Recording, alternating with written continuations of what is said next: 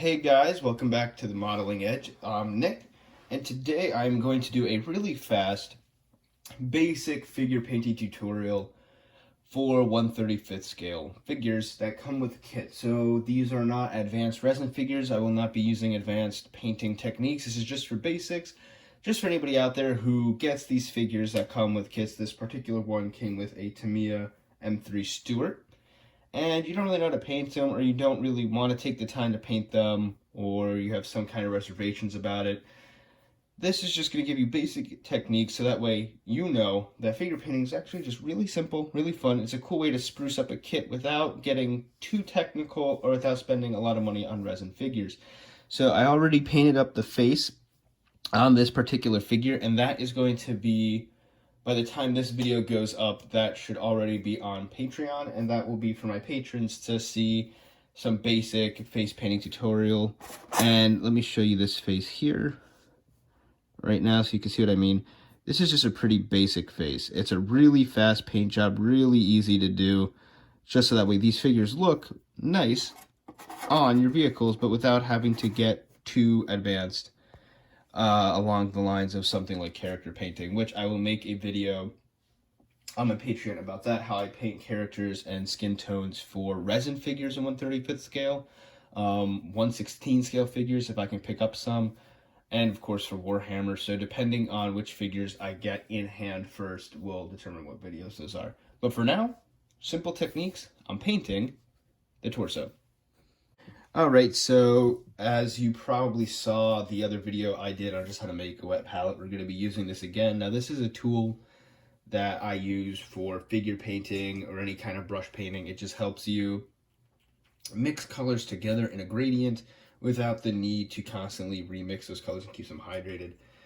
So we got some greens here, and that is because the figure we are looking at today is the tank commander of the M3 Stuart. And when I do the video on this actual vehicle, you'll realize that there is another option for a Russian figure. But I'm going to be painting the American, so the early war tropical uniform for American tankers, especially in Africa. This particular vehicle was in Tanzania, is a light green basic coverall uniform, not with the brown zip-up jackets yet. That was a European theater thing. So we're going to try to replicate that color a little bit. I believe the Tamiya instructions call for actual olive drab, but that's not quite the color. So we're going to see if we can get pretty close to the color using some light US camo green, some dark British green, and then this really light color, which was not properly mixed. So let me mix that up, which I'm not really sure what it's supposed to be called. It's like some kind of egg shell green, something weird. Yeah, green egg. In Spanish, these are Vallejo paints, so green egg. Interesting. Don't know what that means, but we're going to use some combination of all three of these colors to do this basic uniform here. If I can get it to focus. There we go. So, first things first, I'm just going to mix some of the light green with some of the dark green. See what kind of a color I can get out of that.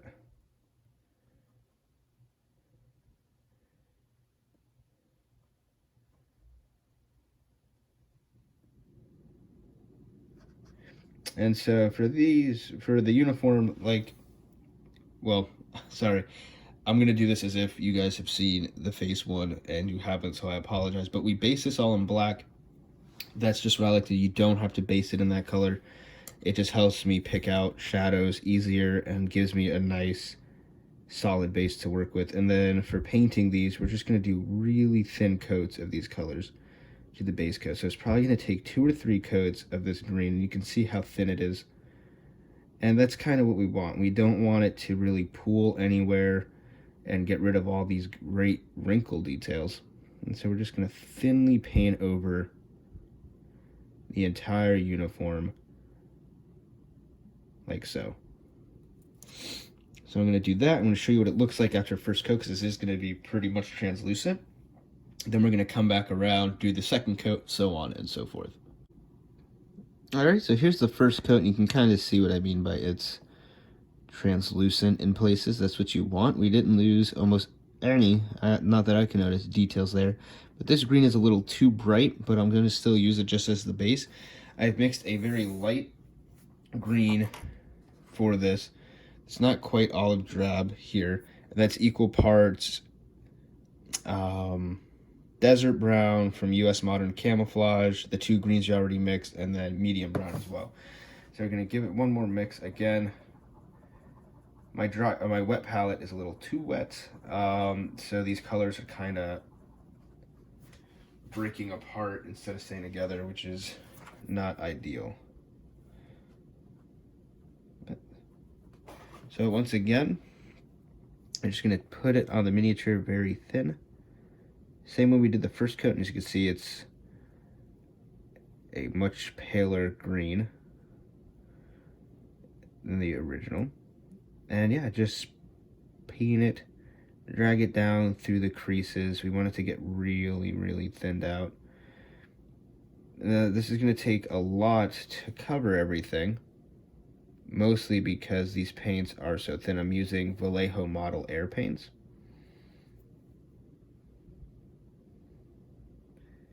Which are already pre-thin for airbrush use.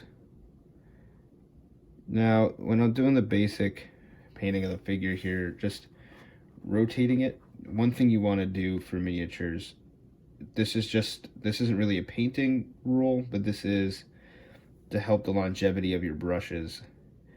You want to drag paint or pull it. You never want to push inward, because that'll just kill the bristles. So rotating the miniature, that's why I drill mine out and put them on these cocktail sticks, is because it just allows me to rotate it any way I need. So I'm always dragging paint instead of pushing it into small crevices. Now, I do push into smaller crevices if I have to, but as a rule of thumb, don't do that because it'll ruin the brushes. So we're going to put this coat on, show you what it looks like after that, and then continue from there. Alrighty, so here he is. It's his second coat of, so you can kind of see that it is now filling out. So we're probably going to do one more coat of this, possibly two, and then we're going to paint using a very light green his undershirt there. And also alongside this whole time, which I haven't been showing on camera, but I guess I should have been, I've also just been painting his helmet. Now there's some extra detail work to go onto his helmet, so we will cover that, like how to paint the goggles and everything separate. But just know that his helmet's also the same green. So let's apply that. Now third coat, and then if I need a fourth, we'll see after this. Probably shouldn't, and we'll move on to highlighting, shadows, and details, all the good stuff. Okay, so after that coat, everything is painted up nicely, and I already painted the undershirt the bright green. So what we're going to do now is create some highlights. And so there's a couple of ways you can do this, and essentially you're just going to take whatever color you use as your base color and make a lighter version of it, or just use a lighter green. Now originally I was just going to use the eggshell green, which is what his shirt is painted, but that looks like it would be way too bright and too different. And also it is a really thin paint, and it's breaking up or getting separated. So what we're going to do is use some Simmerit White from Citadel Base and mix it with our original base color. And the reason for this is that if you've never painted with Citadel paints before, it is incredibly thick paint, and it's kind of why I don't like using them, to be quite honest. But in this situation, or in this case, that's a positive, because I need the paint to be at least thick enough that it's just going to catch the actual tops of the uniform wrinkles and nothing really else. So mixing that white in, it's a very thick paint, like I said, so hard to get the colors to really acclimate.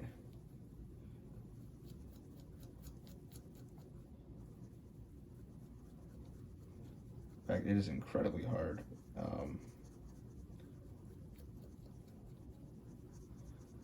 The Vallejo colors really don't want to mix with the Citadel ones, which is unfortunate. But let's see how this looks. Let's try it out. Let's try this for size. So using a thinner brush, bring this back into focus. And with the highlight color, okay, just get some of that off. We're just going to gently, almost like a dry brush,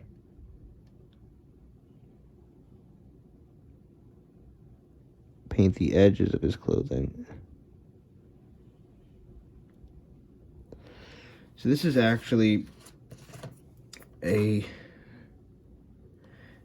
edge highlighting technique that is popular in Warhammer, or a small scale miniature painting, and it's a pretty basic technique to use just to make certain things pop. You don't really see it used that much for this kind of stuff, but I think I personally use it is because I think it adds some nice depth to the miniature. And so yeah, you can kind of see what we're doing. We're just hitting highlights, just the tops of the wrinkles. Get around the edge of that collar so we can kind of break that up. And if you mess up a little bit, like I just did, you can always just blend it together again with our base coat right there. That's not our base coat. Where's the base coat at?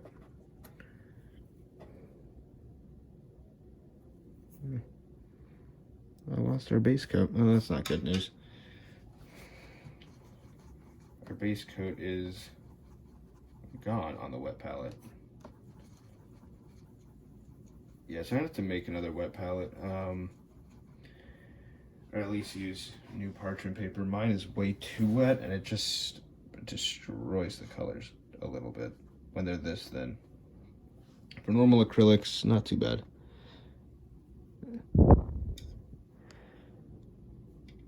I can get this to focus. We're going to do the edge of the jacket here, just the edge of the zipper on his coveralls.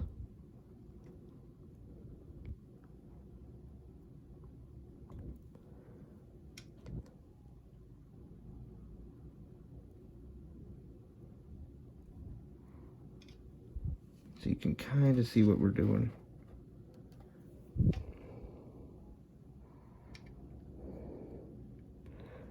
Get some of the wrinkles on top of the pocket.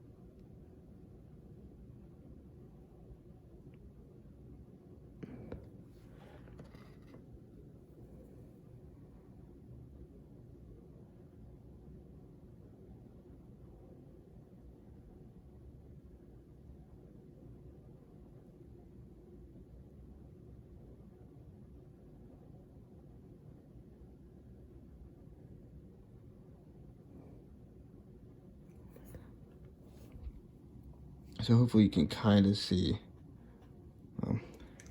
If I had some actual light, You can probably see it. So basically what we're doing is the difference between this collar here and this one. See how it makes the edges of that collar pop a little bit, and you can see more wrinkles on this side than this? That's essentially what edge highlighting is. So I'm going to do the rest of the figure and the helmet, and then we'll move on into the final details of this, including painting his belt, touching up the undershirt, and that kind of stuff. I forgot, because I'm so caught up in the fact that this is miniature painting, that as you can see how the edge, sorry about the light, you can kind of see how the edge highlight is working. Actually, remember, there is an even more basic and easier technique to achieve the same results really quick, and that is dry brushing. So using the same color and just a short, hard brush, you're just going to want to load the brush up with the color, like so, and then wipe most of that off.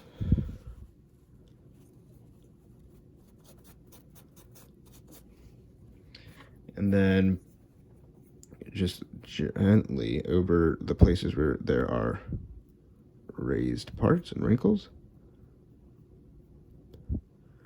Just lightly try to pick them out. This paint's actually really thin, so I guess there's still too much on the brush. Take as much as possible off. And then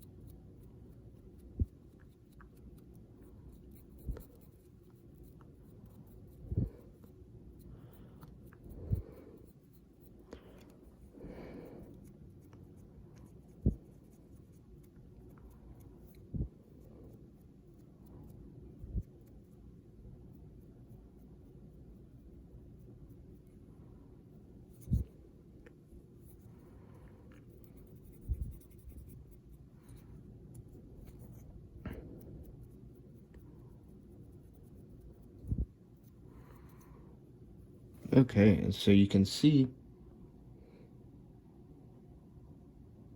how all that detail is immediately picked out on the wrinkles. And it kind of weathers the paint job a little bit. And so that is dry brushing. A pretty easy tool to use, truth be told. And I don't know why I didn't think about doing that earlier. We're going to try to dry brush the head. The helmet, I wouldn't really recommend it because this is a really flat, round surface. But just to make it match, we're going to try and pick out some details on the helmet itself. And also by picking out some of those raised details, like all these cords and ribbons, will help us later when we need to paint them.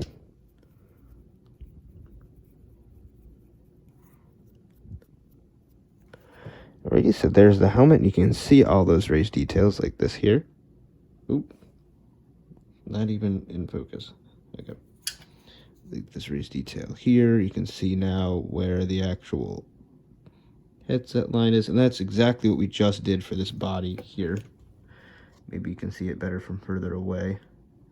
Oh yeah, you can see how all that detail's picked out all on the body. So now we're going to paint the belt a tan camo color and start painting all the cords on the helmet, and then we're going to get into washes. Focus. Okay. So as a base for the belt, I'm just going to use the same US camo light tan that we used when making the base color. And then I'm going to go in with a lighter beige. We're going to do highlights on that again. Now, the reason this is more basic, and like I was saying in the beginning, how these are basic techniques, is because these are generally, with Tamiya figures and stuff, they are not as detailed as resin figures can be, and so it's easy to lose some of that detail. And as you can see, we did lose a little bit of the belt detail, but most of the detail, especially in the back, and I'll show you later, the belt just almost completely disappears. That is not from how we were painting it. That's just Tamiya's molding in general. So these are what I would consider basic figures. They're just meant to be a cool scale representation from the company of what a full-size person would look like in one of these vehicles. They just give you a cool sense of scale, but they're not really meant to do much else, which is what I think about the Russian figure. We actually don't get two figures in this. We just get the one, and then they do a really great job with the heads and the helmet. It's just why those parts are so detailed, to separate the two nations. But the tank uniform itself is just exactly the same, which it shouldn't be, but they're pretty basic. Both nations used a version of coveralls, as most tank crews did, but the Russian and American uniforms are wildly different. So yeah, we're just gonna paint this belt. It's only gonna be one coat of this color. Just go easy, gently picking out any detail you can with the brush. Like I said, always drag, never push. And most of the detail is still there.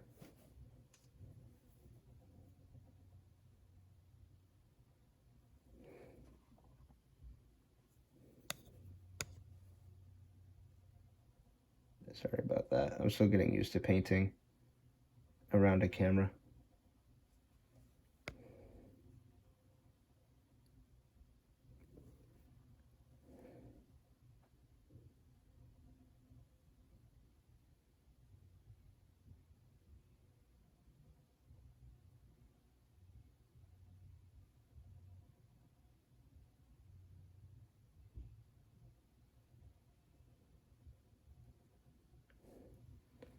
All right, there's the belt. Oh, sorry about that.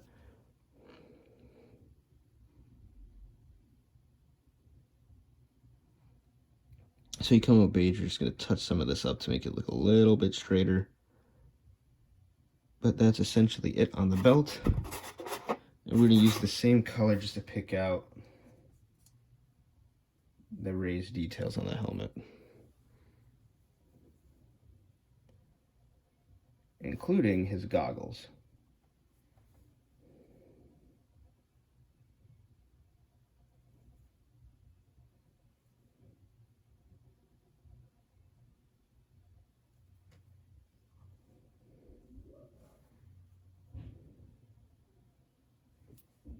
If only I could get paint on this brush.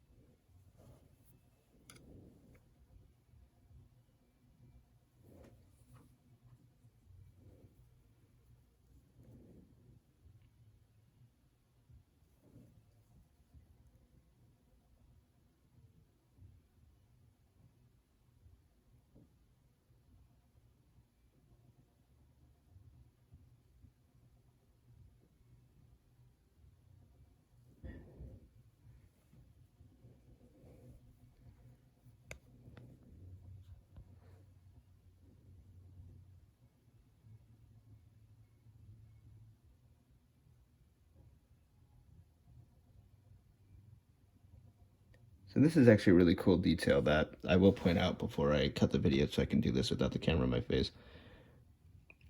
Is CV helmets are usually broken up into several pieces because they have to be worn inside of a combat vehicle. It's kind of hard to get a whole helmet on your head, and so to get the radio and everything, there's usually just a core helmet piece, and then everything else, a back plate and wherever you have your radio earphones on, are separate pieces. And to me, I really captured that. The helmet is actually built up in 4 separate pieces to really highlight how the helmet breaks down. So it's actually really cool. Nice detail in the kit. So we're going to paint this whole helmet up and then get into weathering. Alrighty, so we got all the basic details painted. Belt, uniform, that kind of stuff. Flesh, let me show you what we did with the actual helmet.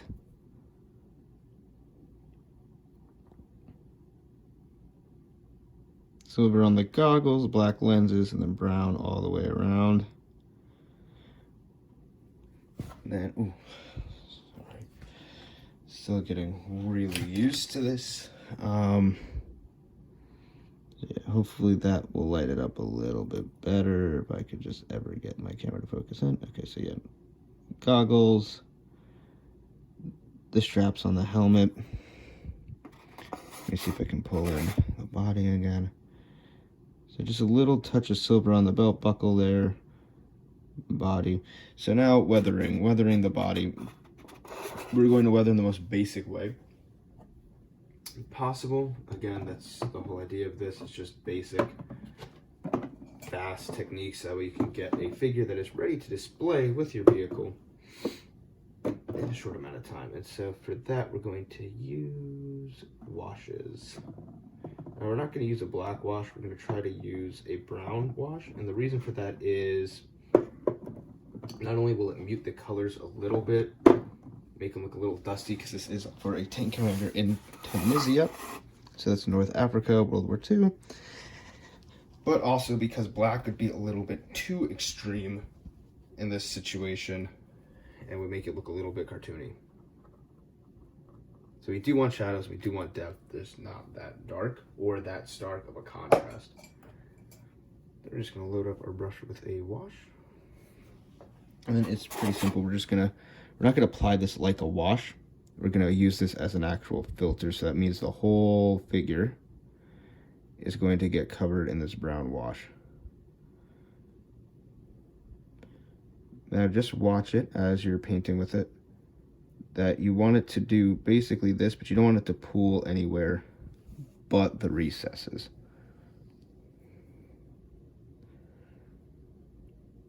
The idea of this is not actually, sorry, I'm doing this camera, is not actually to create too many shadows in the recess areas. or between the wrinkles. It's just to change the color and add some tonal variation, and yes, some depth, but not too much that it would be as bad as using just a straight up black wash. So you just want to check where it's pooling. Let that dry for a few minutes, not too much, and then you're going to come back with water and basically a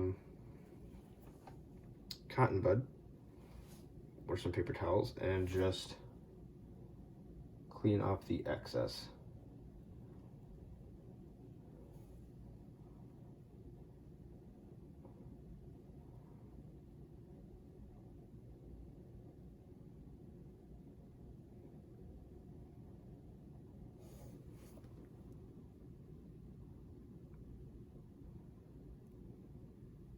Hey, there's the head with the wash on it. Ooh.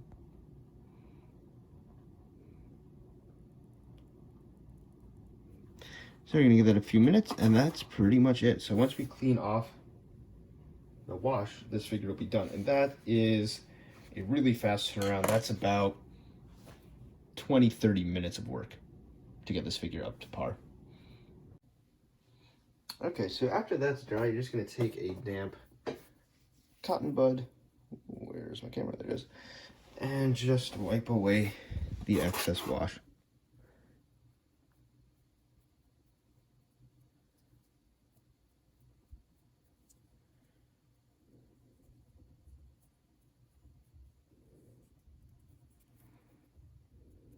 Just gently, because you do want most of it to stay on.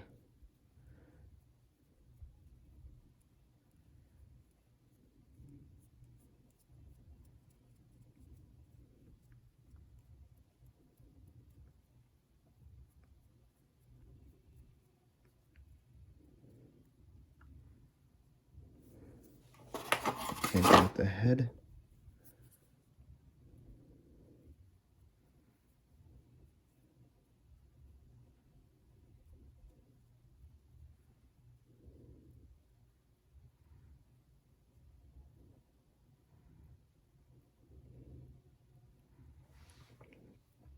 All right, and that's pretty much it. Now, if you wanted to, you could just go around. Oh, this is out of focus. You can go around and re-highlight some of these parts if you feel like the wash was too much. I'm going to put some gloss into the lenses there. Other than that, this is how the figure should look.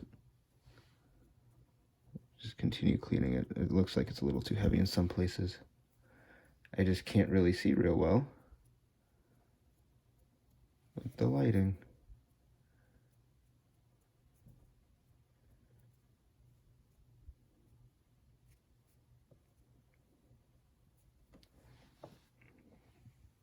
I'm going to take a soft brush and just go through here and try to break up some of this wash in some areas. We just got a little too heavy.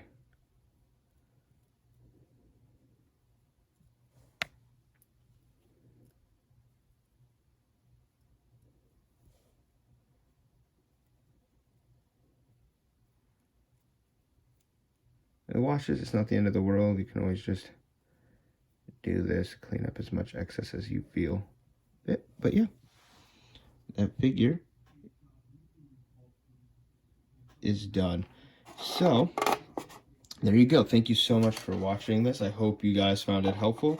The reason I made it was that these are not, again, as advanced as it would be to paint figures for Warhammer or something else.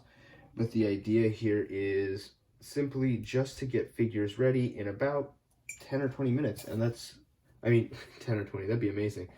20 to 30 minutes, which is about how much work we put into this, about half an hour. And it just allows you to spruce up a figure that might not be too detailed on its own, but with just a little bit of work, you can make some of the detail pop out, make it more visually interesting, and use it to display with your vehicles. So the video for the head will be coming out on my Patreon as soon as this goes up. This is just for the uniform. Thank you guys so much for watching. Please give it a thumbs up if you enjoyed the content, or subscribe to the channel if you want to see more videos like this, or if you want to see my advanced figure tutorials. And as always, thank you so much for watching and for your support, and I'll see you next time.